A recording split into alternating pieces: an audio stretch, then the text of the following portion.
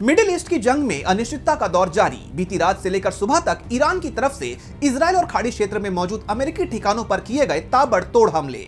इस बीच यमन के हूती विद्रोहियों और लेबनान के हिजबुल्लाह ने भी दागे रॉकेट्स और मिसाइलें।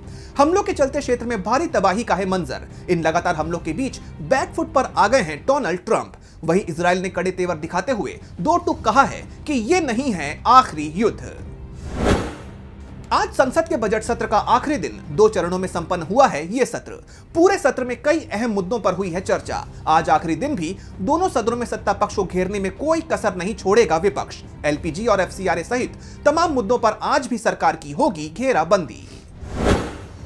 मध्य प्रदेश के बहुचर्चित ओबीसी आरक्षण मामले में आज का दिन बेहद अहम। सुप्रीम कोर्ट के निर्देश के बाद आज से हाई कोर्ट में सभी संबंधित प्रकरणों की शुरू होगी संयुक्त सुनवाई। अदालत ने 15 अप्रैल से नियमित सुनवाई करने का भी लिया है फैसला। हाई कोर्ट की कोशिश है कि अगले 2 महीने के भीतर इस लंबे समय से लंबित मामले का पूरी तरह से कर दिया जाए निपटारा। धार के ऐतिहासिक भोजशाला मामले में आज मध्य प्रदेश हाईकोर्ट की इंदौर खंडपीठ में होगी अहम सुनवाई। इससे पहले सुप्रीम कोर्ट ने मामले की सुनवाई आगे बढ़ाते हुए स्पष्ट कर दिया था कि प्रक्रिया फिलहाल हाईकोर्ट में ही रहेगी जारी। सुप्रीम कोर्ट में मुस्लिम पक्ष ने आज की इस सुनवाई से पहले अपनी बात रखने की उठाई थी मांग। आज इंदौर हाईकोर्ट के फैसले पर टिकी हैं सभी की निगाहें। बांग्लादेश में तारिक रहमान के नेतृत्व में बीएनपी की नई सरकार बनते ही चीन हुआ एक्टिव। 14वीं बांग्लादेश चीन राजनयिक परामर्श बैठक में हिस्सा लेने के लिए चीन के उप विदेश मंत्री सुन वेइदोंग आज पहुंच रहे हैं ढाका। रहमान सरकार के गठन के बाद किसी भी शीर्ष चीनी अधिकारी की यह पहली बांग्लादेश की यात्रा। दोनों देशों के विदेश सचिवों के बीच अगले महीने की शुरुआत में होने वाली अहम मुलाकात पर टिकी हैं कूटनीतिक निगाहें। फ्रांस के राष्ट्रपति इमैनुअल मैक्रों आज से 2 दिवसीय राजकीय यात्रा पर पहुंच रहे हैं दक्षिण कोरिया। दक्षिण कोरिया के राष्ट्रपति ली जे-म्योंग करेंगे उनकी मेजबानी। कल यानी 3 अप्रैल को दोनों नेताओं के बीच होगा आधिकारिक स्वागत, शिखर वार्ता और कई अहम समझौतों पर होंगे हस्ताक्षर। इस दौरे पर मुख्य रूप से एआई, क्वांटम तकनीक, अंतरिक्ष, परमाणु ऊर्जा के साथ साथ क्षेत्रीय और वैश्विक मुद्दों पर होगी विस्तार से चर्चा। असम में 9 अप्रैल को होने वाले वोटिंग से पहले धुआंधार चुनाव प्रचार कर रही हैं कांग्रेस नेता प्रियंका गांधी। आज शिवसागर और लखीमपुर में करेंगी प्रचार। अपनी जनसभाओं में प्रियंका विशेष रूप से चाय बागान, श्रमिकों के अधिकारों, बेरोजगारी और महंगाई जैसे स्थानीय मुद्दों को उठाने का कर रही हैं काम।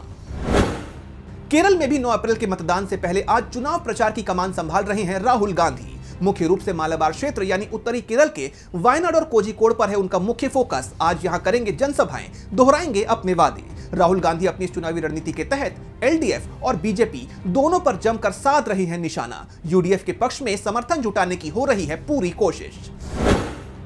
क्रिकेट प्रेमियों के लिए आज फिर रोमांचक होगी शाम। कोलकाता नाइट राइडर्स और सनराइजर्स हैदराबाद के बीच होगा आईपीएल 2026 का 5वां मुकाबला। केकेआर के होम ग्राउंड में होगा यह मैच।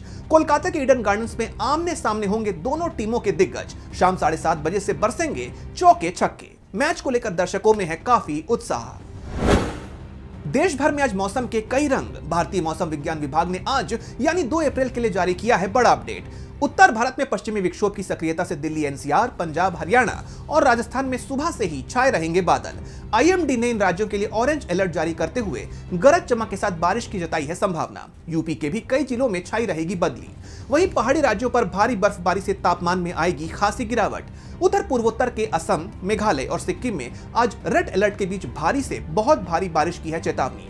मध्य प्रदेश और छत्तीसगढ़ के कुछ इलाकों में भी आज हल्की बूंदाबांदी के हैं आसार। वहीं दूसरी तरफ दक्षिण के तेलंगाना और आंध्र प्रदेश में उमस भरी गर्मी, तो गुजरात और विदर्भ में आज भी बरकरार रहेगी हीट वेव जैसी स्थिति। तापमान सामान्य से ऊपर रहने के चलते लोगों को सतर्क रहने की दी गई है सलाह।